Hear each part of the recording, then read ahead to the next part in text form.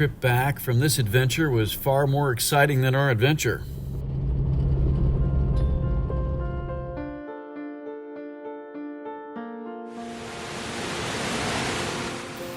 Welcome back to another episode of Eric's Camping Adventures. We're going to go on another search today looking for some beautiful places.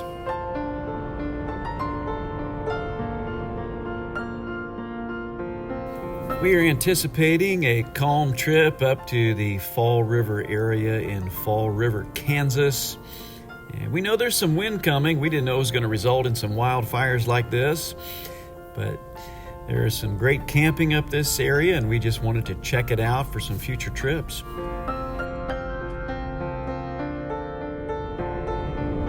I have mentioned before that wind is becoming a problem in some of my videos, and we anticipated it this time. We decided to bring the Gazelle instead of the rooftop tent, and we knew that the arrival time, at least forecast, would be around 10 o'clock the next morning.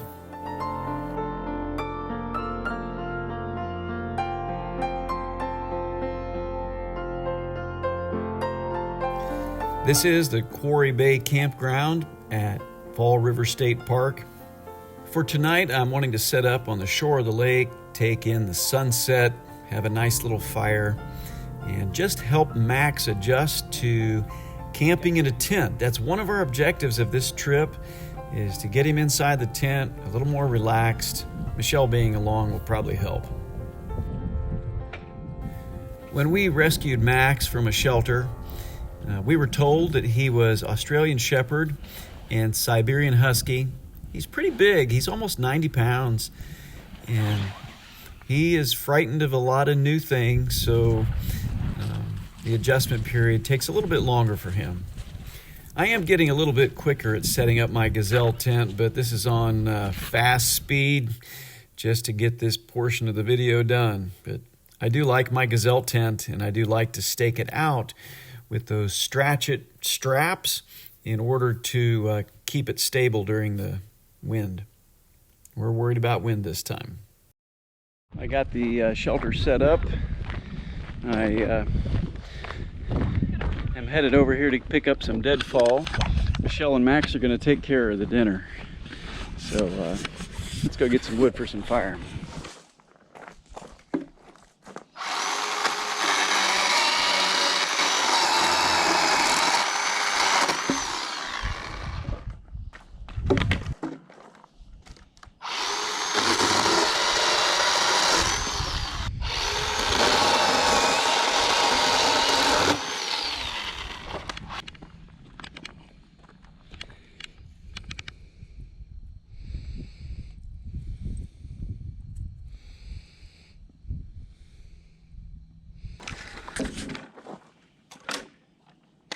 All of this wood I'm cutting up is driftwood.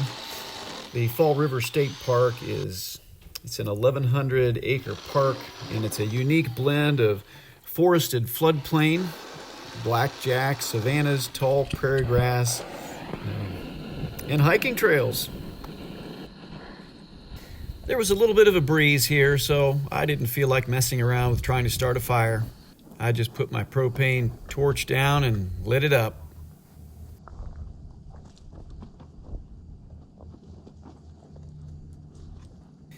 Max still likes to check out everything. That driftwood was actually pretty dried out. It wasn't wet anymore. It lit up pretty good, and we had a nice fire.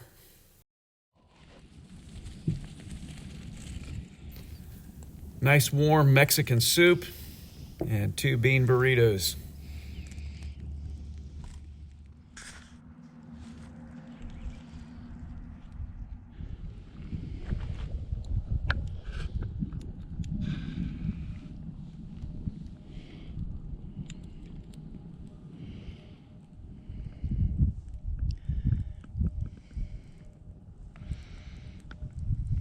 Hey, Max.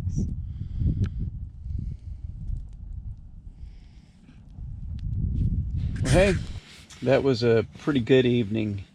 Nice little drive up into Kansas. Google Maps got us lost a couple times rerouting, and that was frustrating.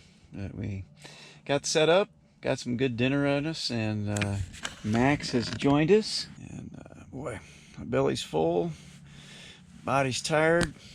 I'll see you in the morning.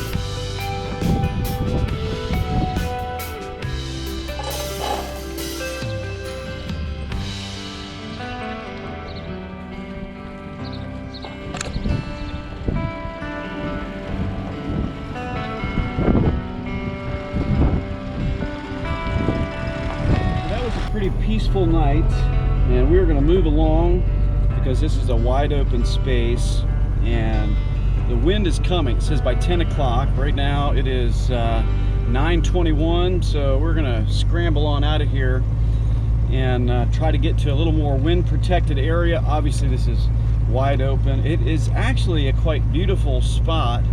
I would think in the summertime with the noise of kids playing games and campfires and laughter, this would be quite the place to be.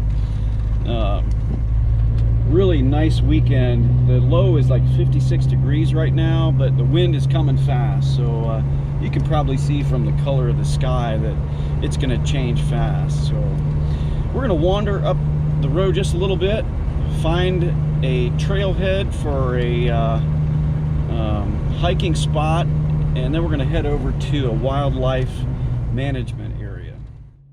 This little road is actually accessed through the Quarry Bay campground in the state park, and it actually goes over to an area that goes to the trailhead, but it appears to have a couple little campsites that are dispersed camping right along the shore of the lake. It's actually pretty nice and probably worth coming back to. This little road here seems to be almost like a little storage place for some driftwood. Great place to get some firewood for your campfire. I wonder if they have it that way on purpose, but anyway, this is pretty nice. Here are some of those dispersed campsites. You can see the fire rings here, and they just follow the shore, and the further you go up this road, you come up to the trailhead.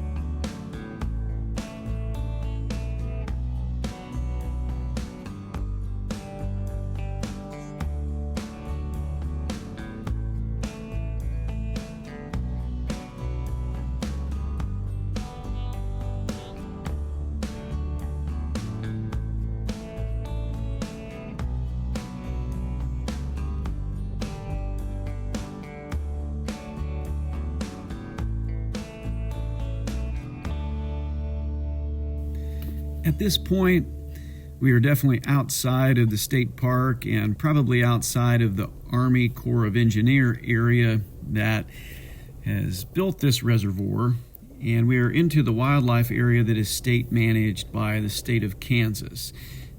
This area has some dispersed camping.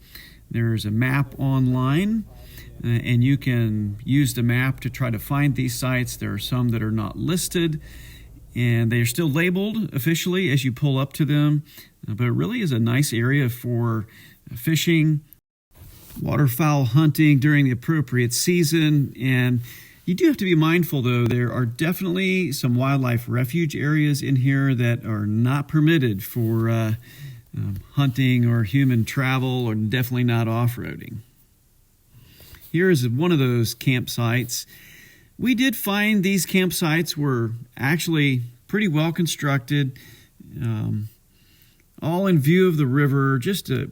I imagine in springtime when the flowers come up, this is going to be beautiful. And again, in the fall, maybe that's why they call it Fall River. It's probably pretty nice. But we did consistently find at these campsites human feces and toilet paper. There's a part of me that would just like to shame people who leave their feces and toilet paper out in plain view. However, I have to be honest with you, it's not the worst thing I've found at campsites or in a park before, or at a campground before. The worst thing that I've seen is needles probably used in substance abuse. That's far more dangerous, carries long-term consequences for people should you have some kind of a puncture with a needle. But human feces need to be buried.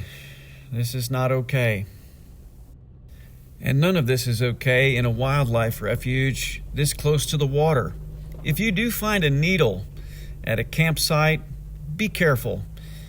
Try to find a bottle, maybe a heavier pop bottle that is harder to puncture, and place the needle inside the bottle without getting yourself with a needle, or cut the needle off with a pair of pliers, but make sure it doesn't spring and spring into you. Wish I could give you a visual demonstration of this, but that would probably come with liability. These campsites are precious resources in nature. They need to be taken care of, and it's a little bit disappointing, but I'm afraid that it's just becoming part of camping to clean up the dangerous messes when you get there. Is that guy? Is that his truck? I can't tell. What? I can't. Went and drove down on the back.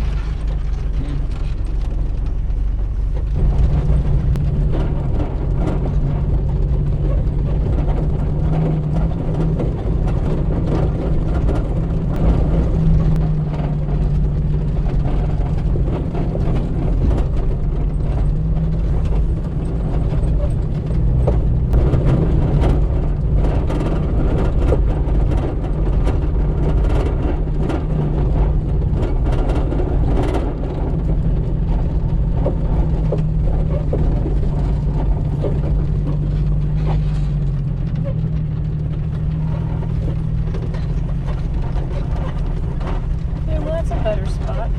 It is. This is a really good spot here for the rooftop tent. Pull right in over there, nice and flat. Wow, I really like this one.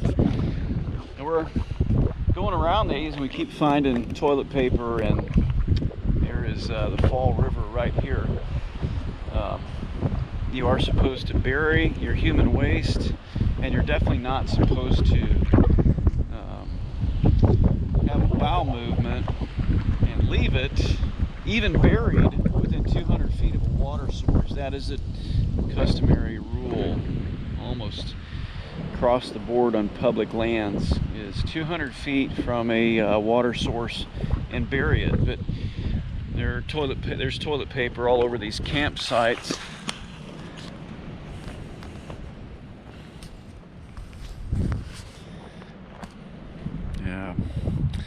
I wish I could say that's the worst thing we've seen.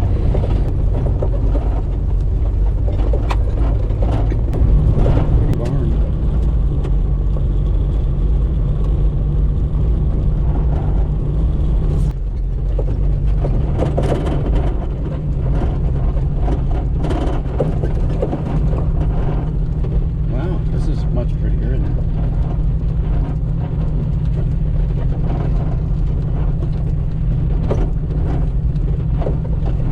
But it's not marked. Campsite. It is. I mean, it's not marked, but it is a campsite. But this is good. Alright, well I guess we need to stop someplace to get. We decided to pull off and enjoy some lunch. The wind was changing from a breeze to wind at this point. And, it was still tolerable. We just enjoyed our lunch outside on the back table on the tailgate and took in a little fresh air and a little bit of nature.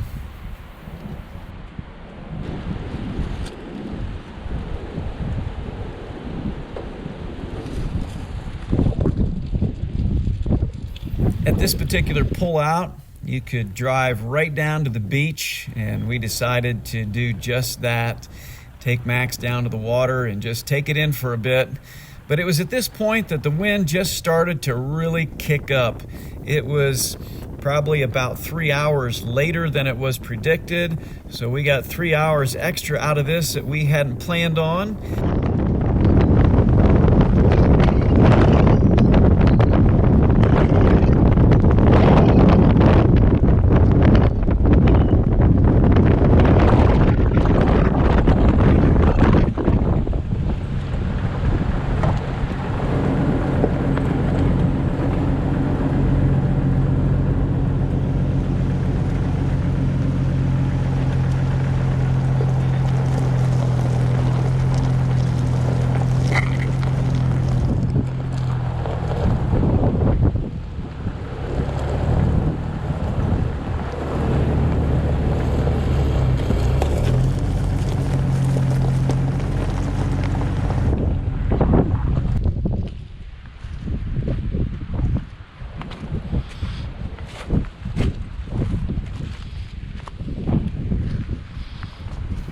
The wind at this point was about 15 miles per hour, and on our way home it actually hit 38 mile per hour with 70 mile per hour gusts. It was a sustained 15 mile per hour here, and the gusts, I do not recall how high they were going, but you can see that the wind is really pushing this water. I did make the decision to launch that kind of throwaway drone that I have. I put it up in the air. It got pushed around a lot. In fact, there was one gust that grabbed that thing and just threw it probably 200 yards backwards. It was at the peak of this rise, and it was quite a fight to actually get it back and bring it back down.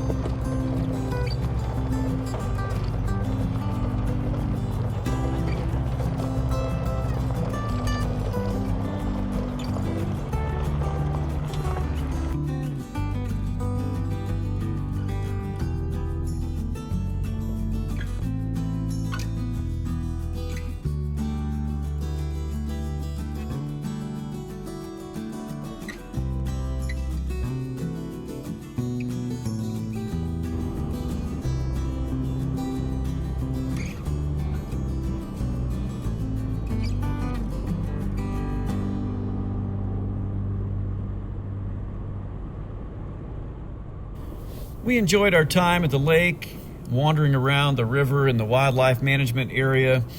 But getting back home was not so much fun. We were driving directly into a headwind that was sustained at between 35 and 38 mile per hour with gusts up to 70 mile per hour. And I was actually a little concerned about driving too fast into the headwind of the composite between my speed and driving into a 70 mile per hour gust, which is like a 125 mile per hour wind. So I'm wondering if that could collapse the Jeep windshield on my face. It was blowing pretty hard. The skies alternated between sunny with fast-moving clouds to smoke-filled and debris-filled, and the presence of wildfires was a little bit of an intimidating drive. Oh. Okay, it's on that side. Good. Okay.